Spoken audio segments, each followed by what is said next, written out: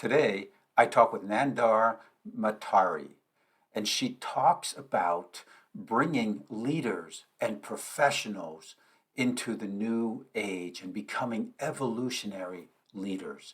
It's the leaders that we need for the future. And we talk about meditation, we talk about self-care, we talk about caring for the employees and caring for the vendors, and we talk about how leaders can lead their organizations in a holistic, transformational way. You're listening to Espresso Jams, short, concentrated, delicious conversations about business, technology, and entrepreneurship. If you're just starting out on your business adventure or you're a seasoned business professional, I'm sure you'll find value in these short conversations. Espresso Jams is brought to you by Apexible, providing the tools, insights, and transformative structures to help you reach your business summit. I'm your host, Joe Matz. Let's get started. Hello, everyone. It is great to be here. And today we're talking with Nandar Matari. Nandar is a meditation coach and trainer that helps transform ambitious entrepreneurs and high-achieving professionals into evolutionary leaders. Welcome to the show, Nandar. Thank you very much, Joe, for having me today. It is great to have you here. And tell us, where do you hail from today? I am right now in my holiday visiting my family in Singapore. Currently, I'm living in Switzerland, but I work with people from New York City and, you would say European and also Asia via Zoom, That is, like everyone right now. and let's see now, we're recording this in the Mm-hmm. month of April. And it's Mm-hmm. we're in transition from winter to summer. What's the weather like in Singapore today?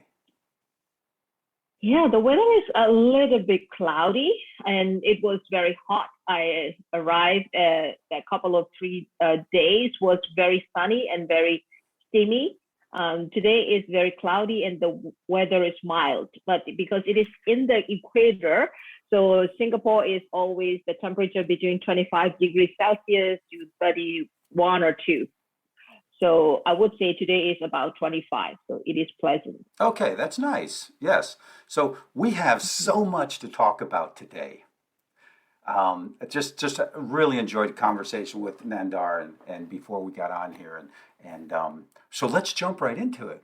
Nandar, how did you become a meditation coach and trainer to professionals and entrepreneurs? Yeah, that is a very good question. I didn't train myself intentionally, so to speak, to become a meditation coach and trainer, but it is a part of how I live. I was born and grown up in Myanmar, so it is a Southeast Asia country, and currently we have war. So we are under the colony of Britain of the England for a long time. Then after that, we have a civil war, and we really never made that democracy country. So we have a very limited infrastructure and also resources. And so when I was young, my mother was very ambitious. She is a tiger mom, and she wanted me to become the straight A student, to become a doctor. So only the straight A student can become a doctor. So she pushed me all the time. So I was under stress. So my physics teacher told me that, the stress and anxiety can be cured through this meditation because she was at the 7-day meditation retreat. So I was only 15 years young at that time. So I talked to my mom, I want to meditate because I'm stressed all the time. And she told me that it is not the job of the, young children, only the adults or even the old people go and meditate in the monastery. You don't have to do it, but I want to try it. And she insists. And after my high school, when I was turned 16, I went to the monastery. I shaved my hair. I stayed in the monastery for 27 days. It was in 1993, for 29 years ago. And I started meditating in the monastery. So it was my longest and the hardest retreats that I ever had. But I found that techniques that will help me to become the master of my life and my mind. I knew that back then. So fast forward 20 years later, so I was in Germany. I'm leading my team, in the financial consulting company. So the people have all this stress and all this anxiety. They couldn't sleep at night, and they come to me and ask me, how do you make sales? How can you make all of those, performance? Though you are not a German and you become a team leader and so on. I said that I take care of myself. You have to meditate, and also, when you are calm and confident, you have to present all those to the clients. So that will make you sales. So I started teaching them to meditate in 2010, right? Like in 12 years ago. And it really changed how they act and how they present into the, and with the clients and so on. With that, and like in 2014, I decided myself, to become this full-time meditation coach and trainer, because I tried so many times. I become a team leader, and then later on, I become a sales manager in the financial services company as well. But whenever I make the next sales, the next jump, but I didn't feel fulfilled, and I felt that if there is something wrong. So I also become more and more spiritually developed, and I was ready to make the next transformation for myself, and to do something which is coming from my mind and from my heart, from my heart, and so not from my mind. So that's why I chose to become meditation coach and trainer in Germany, Frankfurt, in 2014 March. So it has been 8 years journey, and I'm growing. Thank you very much. Yeah, wow, that is quite a journey. And it sounds like you found your passion after 20 years in the financial service industry. You found your passion, and it's interesting to me that your passion sprung from what you had been doing already. You had been meditating so long, and that became then something that you became very good at, and from living that experience, and formed your business based on that experience. And in my world, we call that the keys, KEE, knowledge, experience, and expertise. And, Nandar, I'm a longtime meditator also, and have seen many benefits from meditating. I'm not always consistent, sometimes twice a day, sometimes once every couple days, but it is so refreshing and so renewing. I feel like it's like taking a vacation in 20 minutes and just letting go of that stress. And I know a lot of people meditate, and there's a lot of talk about meditation and different styles of meditation. So there are many different styles of meditation that I think everyone can adapt to their life if they have an interest in doing so. You don't need to go to a monastery, right? Just asking. Yeah, that is a good one. You don't need to go, but it's a very intense and very proper way to learn to meditate. So I would say that there are three forms of how the people can start to meditate. The first thing is you go to the retreat, or the weekend retreat could be, and this is a very good moment or seminar, you would say, and like weekends, or maybe 1 week, or even the 1 month as you can, right? So I wouldn't suggest to start with 1 month, maybe like weekend would be great. And so that you're really in touch with that energy of the peace and the love. Meditation is not only about learning the theory, it's also about copying the energy of love, peace, and calm, and how to train yourself, your mind, body, and spirit to get into that vibe, so that you can train yourself again when you are at home. So the first way is to go to the seminar or the weekend, or even in the monastery, because they have a huge source of this peace. And the second way is to use the guided meditation, right? I also teach this guided meditation, because the guided meditation is the go-to, because we have a monkey mind always hopping from one place to another. So the guided meditation is the best. And it's a great place to start. I think the guided meditation is a great place to start, because to void your mind of all thought, like many meditation techniques ask you to do, is difficult. It's not easy in the beginning. So a guided meditation can be very helpful. Okay, I'm sorry. Go ahead. Number 3.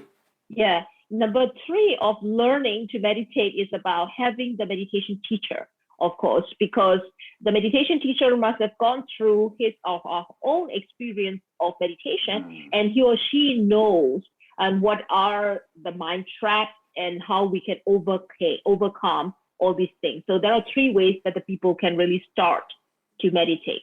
And because maybe that I can also explain the different types of meditation. So if you would like to know. Maybe just a sentence on each of those, because we've got so much more to talk about.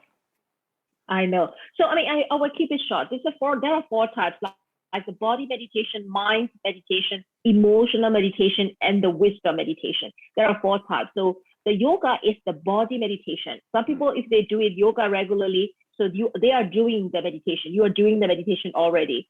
So there are qigong, tai chi, and body scanning. These all are body meditation. Second is the mind meditation. They call it transcendental meditation, TM, which is also very popular in America. So this is all about concentrating on the mind, reciting one mantra or the visualization to calm our mind. The third is emotional meditation. It is very good one, but only this monastery or the people, only a few people can teach that, because if you tap into the emotion, it's difficult because a lot of people are running away from their emotion. But if you can do that and release that, that is a huge one. And the fourth is the wisdom meditation, to understand the principle and the universal laws in our body. So this is I learned that mainly from the Buddhist monastery, and also the Hinduism teach that, Eckhart Tolle teach that as well. Yes. So there are four types in general where the people can learn those meditations. Yes. And I think each person must feel guided from an inner sense, like an inner guide to direct them in what makes more sense to them. But let's talk about the advantages of meditation and how that helps to transform leaders and entrepreneurs into what you call evolutionary leaders. So maybe let's start where you want to. I want to know how the meditation helps and how you use that to help them become evolutionary leaders, but I also want to know the definition of evolutionary leaders. That's beautiful. So the first thing first is meditation really changed our brain. It is scientifically proved when we meditate and when our mind or our brain hit to the beta brain wave, we form a new neural path in our brain, and the left brain and right brain come together. The logical part and the feelings comes together. Then in that type of 15 minutes or how many minutes that you're meditating, you become like a child, that you are under this 3 years old.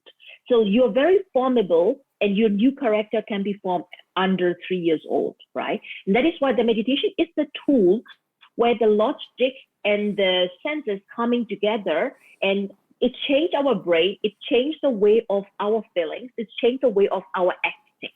So if you meditate regularly, you make the transformation by yourself on regular basis.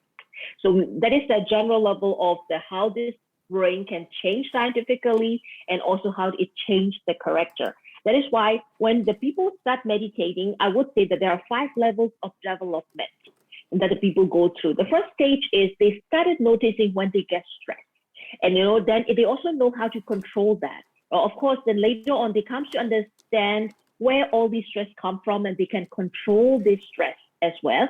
And the second level is they letting go of the negative thoughts pattern, which is not contributing to their happiness. And that is the second stage, what happens when they meditate, right? The third stage is they find the self-love and self-acceptance, and that is make them free. They have more joy and more happiness in their life.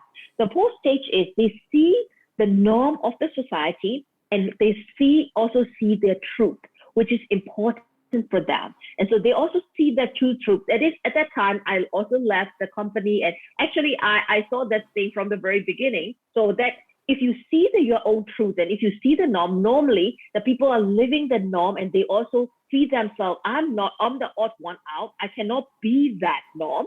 But in the reality is that it is the social norm or the manipulation that is given to us from the society. So the people can really live their own truth, and they feel more freedom. And the fifth stage is they feel the total freedom in their heart. And so they are not dependent. Their happiness is not dependent on the money that you have, or the relationship status, or the position that you have even the house, the car, and outside, the shiny object is not really affecting their state of mind. They know how their value, and they know how to live that from that core freedom. That is also how I coach people bit by bit by teaching my 15-minute guided meditation and by teaching the spiritual laws. They make all those development by themselves and they become the evolutionary leader. Okay. And what is an evolutionary leader? And why do we need evolutionary leaders today? Yes, that is a very good question. The fact is, we are now going through the evolution, as we all know. The people are looking for the answer where they can find that clarity because they know that they are not feeling happy, though they have the food to eat, they have everything, right, the shiny objects in the room, but they are not really happy. The people are looking for that inner fulfillment, right? The evolution is the first stage. We started with this Stone Age. Right after the fire, we have started developing this agricultural age. Then we develop into the industrial age. Then after this industrial and mass production, and it becomes faster when we have this informational age, when the people are grabbing and consuming all this information. And the fifth stage that we are now moving towards is called spiritual evolutionary age. It means we can also achieve to this evolutionary age and evolutionary leader when they know that we are the same. A lot of people say that we are the same, you are the same, but we still are a little bit different because you earn more money than me, or you are the white and I'm the black, or I'm the Asian and you're the Latino. But because we are just living in that flat dimensional wall of being able to control and be whatever you have outside of it. The evolutionary leaders see the real truth. It's beyond that shiny object outside of them. And so that they come to know that I can only be happy if I make other people happy. If the other people are sad around me, I will also be sad. So when they also go through all this manipulative stage and when they also find that core inner freedom inside of them, they also want the same for the other people. Yes. In that things, they lead from that inner truth of the freedom. And that is that in that form, our world will become that evolutionary spiritual age, where the people will find our value in from connecting our heart and building the community, not sticking onto that you done that to me and all this history, all these things were gone, and we'll be able to come together in a harmonious world. That is what I'm striving for. That sounds like paradise in a way. Yes. And and I believe in a very real sense, we are all connected, and we see what's going on in the world today, and how the world has gathered together for a cause. That's a very sad thing that's happening, but it seems like we are together in this. It doesn't matter your skin color. It doesn't matter your political leanings or your religious leanings. What's happening over in Eastern Europe is so large and so terrible that it brings us together. And it's almost sad that it takes something like this to bring us together, because we see if our neighbor is hungry and we are not, and we have plenty of food, we should help our neighbor. But we should help our neighbor, I believe, in providing opportunity for them to express themselves, opportunities for them to be themselves, opportunities for them to achieve as much as they want, or stay at a level that is sufficient for security, food, and shelter. As an evolutionary leader, what can one do to begin to move in that direction? Because we're all starting where we are, right? And we all have our own path to follow. But if someone wants to become more of a leader of tomorrow or an evolutionary leader, what can they do? They can work on themselves. The reality is there is no outside or the inside world. We are one. The outside world that we are having on seeing outside of the conflict and discrimination is because there are a lot of people who are living in this separation and the conflict inside of us as well. So there are one saying from the author saying that the Hitler and also Mahatma Gandhi is inside of me. So then I just hit that, okay, I can agree with that Mahatma Gandhi, right? But I cannot agree myself with this Hitler. And the reality is I have this like Hitler who are like to discriminate other people, and I also have like with Mahatma Gandhi who want to have see the world peace. And the reality is, we each an individual of us holding that different grudges and different thoughts, and also the good and bad intention inside of us. And by accepting all those good and bad side in us, and without finding the conflict and trying to say that whatever I see outside is the reflection of who I am.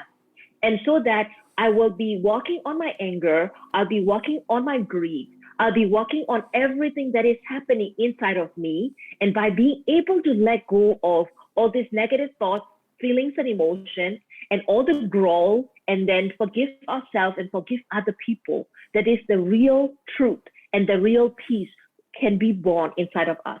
And with that peace and with that clarity, we'll be able to build a new world outside of us.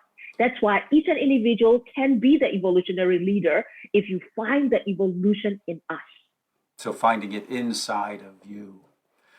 I've often Yeah. felt like I am a conglomeration of contradictions inside of myself. Mm-hmm. I want world peace. I love peace, but I also want to be able to protect myself and my family physically if danger were to come our way. And I find that Mm-hmm. contradictory, but I find that okay. Now, do I not have my two brains on communicating together there? Or is that kind of contradiction something that you're saying I need to learn how to live with and accept? The thing is that it is the contradiction world in our head, because we think that I want to have a world peace. If I want the peace, I'll have to accept everything that other people did to me. So if the people some come and want to cut my throat or kill my family, I just have to let go and accept them as they did it to me. No, I didn't mean that. You just have to protect, right? And if someone come and tell you the bad things or want your stuff, and you just have to protect yourself verbally or physically as well. Or maybe you just have to run away if you do not would like to fight into that. But it is a different scenario. But in the reality is nobody is coming and fight us in that how do you call it, in our home, and everybody is happy. But this fighting is happening in our brain. Mm. And you told me that in the East Europe it's happening the war, and East Europe is not happening in the war. It is happening in your brain. It is not happening in my brain. Or that there are a lot of people who are living in the jungle who does not look at the television. They don't know that war is happening, right? A lot of people do not know that the Burmese war is happening, and a lot of people get killed by throwing the bomb on these villages. The people who does not have anything at all, and nobody knows that. Why? And our country has no oil. Our country is not Russian, and then the people are not making that huge drama out of it. With that, a lot of people does not know. So what I would like to say is that there are people always trying to manipulate our brain to feel certain thoughts, to put a certain pattern of mindset in our brain. And that is what I would like to say. It is to shut it off, that noises and the conflict inside us, and to come out of our brain and to that larger, worldly effect. And we have to live here and now, and how you treat to yourself, how you treat to your neighbor, how you treat to your vendors or the customer. That is the things what we have to start it with the small scale. Right. So in that form, it's about living the peace from here and now, and not in that worldly concept, is what I mean about this evolutionary leader. Okay. Because one of the conflicts I see in business is we want our business to be profitable, but we also want to take care of our employees. But if I take care of my employees in a big way, I limit the profit from the company. And there are external influencers and external folks who have an interest in the profit. So how does one balance the profit and taking care of the people that are working for them and their vendors and their customers? Because there must be a balance in there somewhere, right? Yeah, it also depends. At last is that the people receive what they they hope for. For example, what do you think that, for example, you think that you might need $10,000 to survive or thrive? It is just a number that is coming up in my brain because you have the car, you just think that you want to send your children to the good school, right? And you also want to travel to sometime. So for the employee is that by having all of that, then the 10,000 is the minimum that somebody must have, right? But maybe that the employees, when they think that 5,000 or 3,000 is more than enough. So I do not want to get all the cars because I have to repair that. I do not want that. And I also do not have the kids. They can also stay with me and I want to take care and nurture them, make the homeschool. And he or she also will eat only vegetables because it is out of my ethic. And I would like to plan my own. And I want to enjoy my time of this, agricultural thing. And that is the way how I want to live. So in Atlas is that everybody has a different way of, living their life. Having the money itself money is the very low denominator of showing the wealth. So how you are using the wealth, how you are using the money and in which intensity that we live is how you are taking care of your client. So you can also decide how much money you would like to make for yourself and also how much you want to take care of your employees. And a lot of people think that by giving a lot of money to other people, you are taking care of the other people. But most of the people want is the acknowledgement and the friendship and the smiling, and then really care for the other people's well-being. That is much more needed than the money itself. That is why, so I would be saying that you can decide, or every employee can decide, but we have to look beyond the money. Yes, it's so important. And I think the definition of success is changing. The definition of success is no longer the big house and the big car and the huge vacation. The definition of success is being happy, being satisfied and being happy and being a contributor and getting satisfaction from knowing that you're a contributor to good things all over. And that is another subject for a long conversation, right? But we're coming to the end here, Nandar, and I'd like to ask if you have any final words or any actionable takeaways for our listeners today. Yeah, I will give you some easy and simple meditation and mindfulness activities because a lot of people are sitting in front of the computer or listening or on telephone most of the time, and they don't really feel their body because we know that we have the body. So I wanted you that if you are really feeling down or whatever, you just roll your shoulder back or maybe stretch a little bit and to really calm yourself in your body. And then I wanted you to really rub it off left and right hand, and then make a fire in your palm and see that you feel the warmth in your palm and put it on your chest left and right and give really love and deep appreciation to yourself and just close your eyes a little bit and feel your palm and giving yourself love and emotions and say to yourself, may I be happy, may I be free. May I be free from all kinds of suffering. May I be peaceful and may I be free. So it is a short prayer and you just give to yourself the short prayer. So because there is no inside and outside, that everything that you're giving to you and you are also giving back to the world. So that is the easy and simple loving kindness meditation for me. Very nice. And I appreciate that. And I know a lot of our listeners will also. Nandar, how can someone get in touch with you if they want to know more about you and about what you do and how you help people transform into evolutionary leaders? Thank you very much for asking. So the best way is by following me on LinkedIn because a lot of my clients are also the entrepreneurs and the professionals from New York City, America, and from all over the world. So you can find this with my name, Nandar Matari, and you will find the LinkedIn profile and just connect me there or follow me and I post every day except Sunday. So you will see all my posts sharing my universal laws, the techniques of mindfulness, meditation, and to overcoming the mental health. And the second thing is I have a YouTube channel, so I posted their testimonials, my wisdom as well on LinkedIn, and of course on my website is the Matari Meditations with S.com. So I think that the people can see the link down below, and with Joe will be, posting on that, and that's all about it. Yeah, we'll have the links written down below. If you're watching the video, you've already seen those. And if you're listening, they'll be in the show notes. Nandar, thank you so much for spending your time and sharing your wisdom today. I have thoroughly enjoyed our conversation. Thank you very much for having me today. Thank you. Bye-bye now. Bye. Thank you for listening to Espresso Jams. If you like what you heard, please subscribe on your preferred channel and never miss another episode.